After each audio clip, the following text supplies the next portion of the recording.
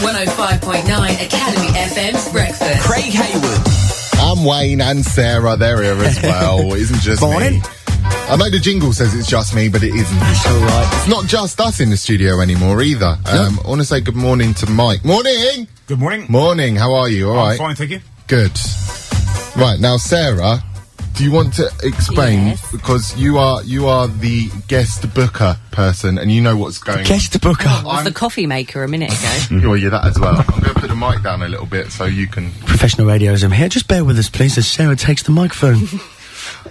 I'm just going to put some music on, which I think is fitting. I like that, yeah. Yeah? I think that's better. Right, go Sarah, go. We've got... I feel like I need to have intense introduction here. Mike's joining us in the studio. He's going to be doing the 2013 Enduroman, no less.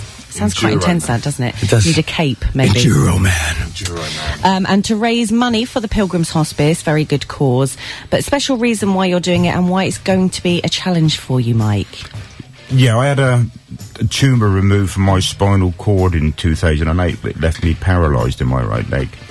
Just after that, I had my Achilles tendon removed, which left the correct foot dropped. So I'm going to do the whole race basically with one leg. Blimey. And I couldn't do it with two legs. No, Right. we were just talking about that off air, about me and Craig. I'm never moaning about anything whenever I get up in the morning and something aches ever again. Yeah, if I'm slightly achy from football the night before, I'm never moaning again. Ever. Ever. Now, We'll see next week. yeah. Mike, we've just been listening to some of your stuff when you were talking to us. 2008, when you had the spinal cord injury, how did you feel about that when you found out, and what did you do? What was your reaction? And how the hell are we doing an Enduroman in 2013 now? I was training to do the double Ironman when they found I was having trouble running, and loads of tests, they found a tumour. So I just thought, get the operation out of the way, tell me what I got left, and I'll take it from there. Was there always a risk that you would lose part of your leg in the operation? Was there risks beforehand that you knew? Everything from the waist downwards. Oh, really? Yeah, So both actually, you were very lucky to only Yes, lose the half your surgeon leg. the surgeon done a really good job. I mean, it was battered bowels, both legs, everything from the waist downwards was a possibility. They left 5% of the tumour still in my spine or cord, and I have it monitored every year, but it hasn't grown over the last 5 years. Wow. Amazing. Now, and obviously the training that you're doing now, because you don't just get up and do one of these things, you have to, obviously there's a lot of training. And I was saying, I've got a friend that's done a couple of these things, and the amount of training that he has to go to, I've got a friend that's doing the marathon, the amount of training that he's going through, and this is like all of those things put together. And yeah, so, I mean, what's your training like? And you must be going through a certain element of pain every time you're training or doing anything to associate with But this. the leg is painful all the time. But this one started again about a year ago.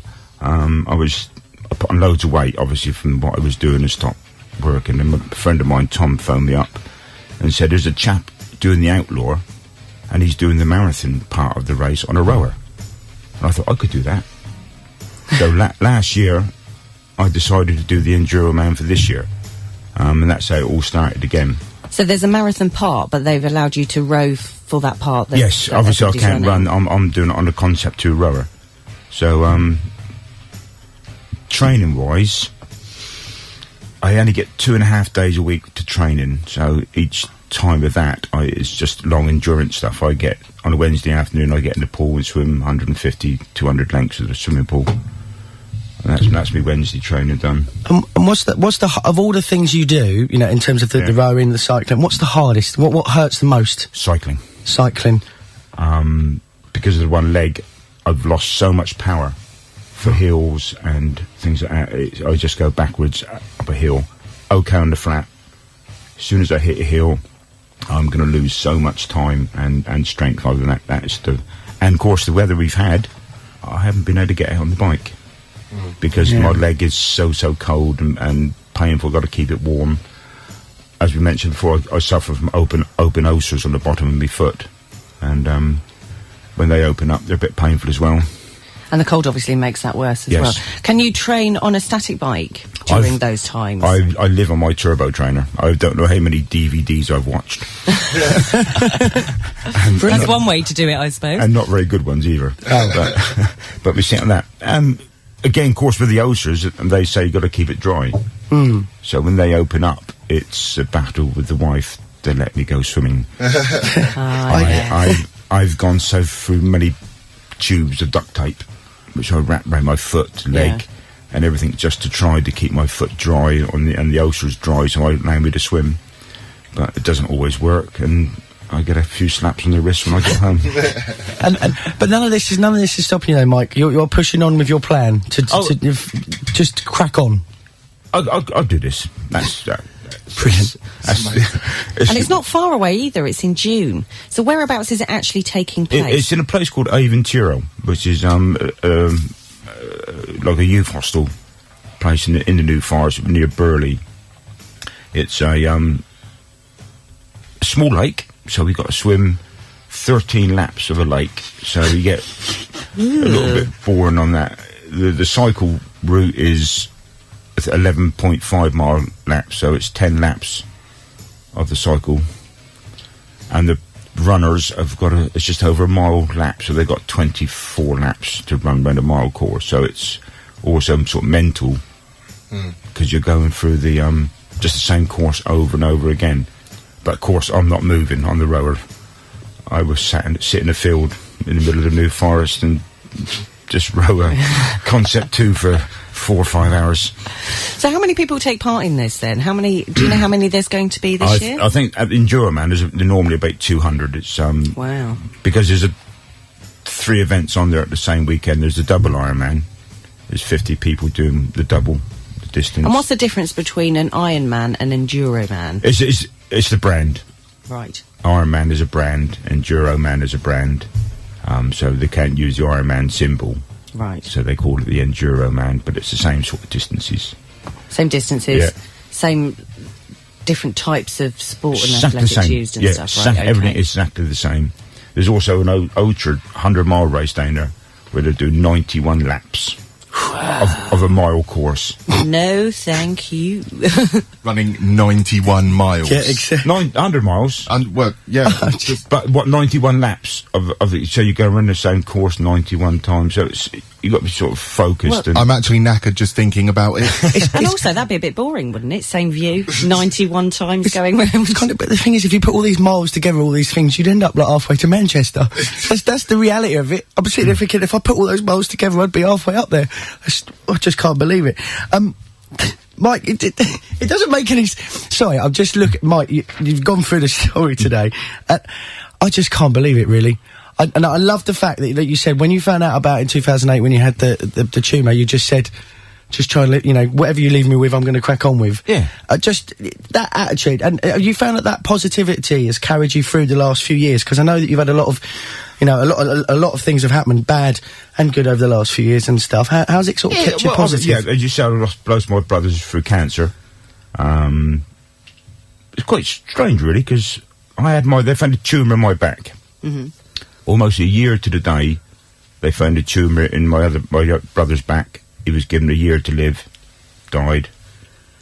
Buried Derek, and then Bob had a tumour, year to live, died. Crikey. Both in the back, so I was the lucky one out of the 3. Yeah. So and my training partner's wife, cancer, died as well. So was that just spotting it early? Do you think with you? I think mine was different sort of cancer. Mine was benign. Right. Mine was a benign tumour. So I was unlucky in that side. Mm-hmm. And I think sport. Wasn't for me doing sport, I don't think I would have found it. Yeah, so because you thought, actually, this has affected my running, you've got it checked out, that's how they discovered it. Yeah, I was always quite a good runner, and I couldn't understand why I wasn't leaving my mates behind on running anymore. And I was having trouble putting my heel on the floor when I was running. I thought it was my Achilles tendon, but it was a tumour in my back, which was pushing the nerves, controlling my leg over to one side. So that's how they found it. So the first 2 Ironman I'd done, I was doing on one leg anyway, because I had a tumour in my back. No wonder I had back pain all the time.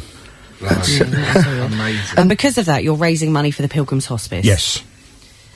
Great great cause. How much are you hoping to raise, and what have you received so far? Well, last year I done individual channel swims at Hythe Pool, where every swimmer swam 1,282 miles, and we raised over £12,000 for the hospice. Oh, wow! So this year I got, as myself, 3 or 4 other lads, and a couple of teams going down and do the Enduroman. So we're all trying to raise money for the hospice. And they. You know each other from the Hythe Swimming Pool? I've talked them all into it, yeah. Yeah. Told them they're doing it. I wouldn't have said no. I try to I'd have persuade said these two yes, to do things all of the time. It doesn't work. I'll have to get some tips off you, Mike, I think. So we're just hoping to raise as much as we can. I've got no target.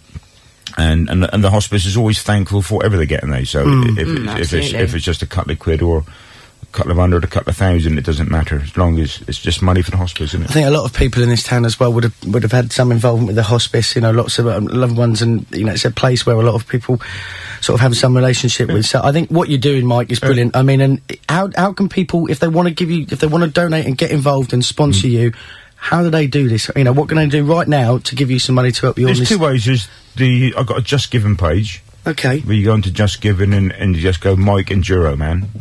Okay, right, Mike Enduroman. Or pop into Hythe Pool. Pop into the Hythe Pool. Mike, thank you so much for coming in and talking to us this morning. Yeah, good luck, really. Thank you very much. Really good luck. Amazing challenge. Yeah, if we could have a chat with you after you've done it as well, if you want to pop back in. If I'm still standing. I'm sure you will be, mate. I'm sure you will be. You will be. If you want to come pop back in, if you up for that, popping back in and having another chat. Yeah? Awesome. Okay. Be brilliant. Thank you very much, mate. Okay. Cheers. Cheers.